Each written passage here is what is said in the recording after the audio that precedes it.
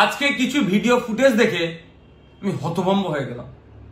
কোন রাজ্যে আমরা বসবাস করছি? পুলিশ মন্ত্রী কি নির্দেশ দিচ্ছে পুলিশদেরকে? যেভাবে হবু টিচারদের সাথে আজকে পুলিশ আচরণ করলো, এটা কোনোভাবেই মেনে নেওয়া যায় না। আমি তীব্র নিন্দা ধিক্কার জানাচ্ছি পুলিশ মন্ত্রীকে যে আপনার পুলিশকে সংযত হতে বলুন।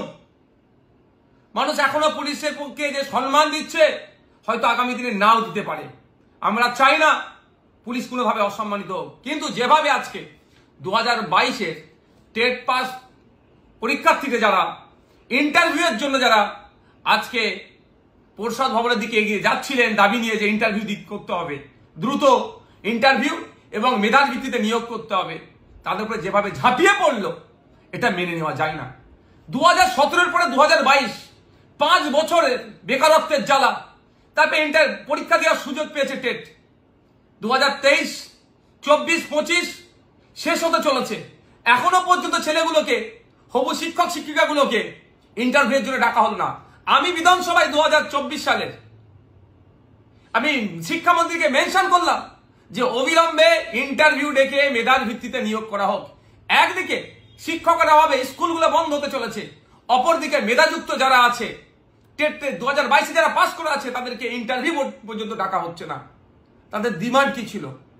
ইলিগাল ডিমান্ড তো নয়, বৈধ দাবি নিয়ে পরিষদ ভবনের দিকে এগিয়ে যাচ্ছিল। সেখানে যেভাবে আক্রমণ হলো তাদের উপরে পুলিশকে দিয়ে মেনে নেওয়া যায় না। আসলে শিক্ষা দপ্তরের ব্যাপারটা নয়, রাজ্যের অর্থনৈতিক ভান্ডার শূন্য হয়েছে, খেলা মেলা করে হাজার হাজার কোটি টাকা উচ্ছন্নে দিয়েছে। এই শিক্ষকগুলোদের বেতন দেওয়ার কোনো জায়গা নাই, সেই অর্থনৈতিক পরিকাঠামো দুর্বল, এই জন্য এগুলোকে আটকে রেখেছে। এটা মেনে নেওয়া যায় না। আজকে যেভাবে পুলিশকে লেলিয়ে দিয়ে টেট 2022 পরীক্ষার্থীর উত্তীর্ণ পরীক্ষার্থীদের উপরে যে হামলা চালিয়েছে, এর জবাব বাংলার মানুষ দেবে, ওই শিক্ষিত পরিবারগুলো দেবে।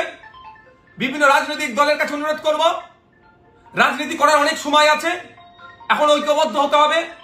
শিক্ষা ব্যবস্থার ধ্বংস করে দিচ্ছে, একটা প্রজন্ম শেষ হয়ে যাচ্ছে। মানুষের শিক্ষামুখী হবে না, উচ্চশিক্ষায় শিক্ষিত হবে না।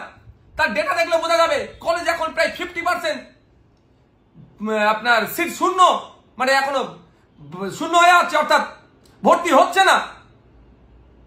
কেন? এই দুরবস্থার জন্য। পড়ার শেষে চাকরি নাই, আবার চাকরি হলেও দুর্নীতি হয়ে যাচ্ছে।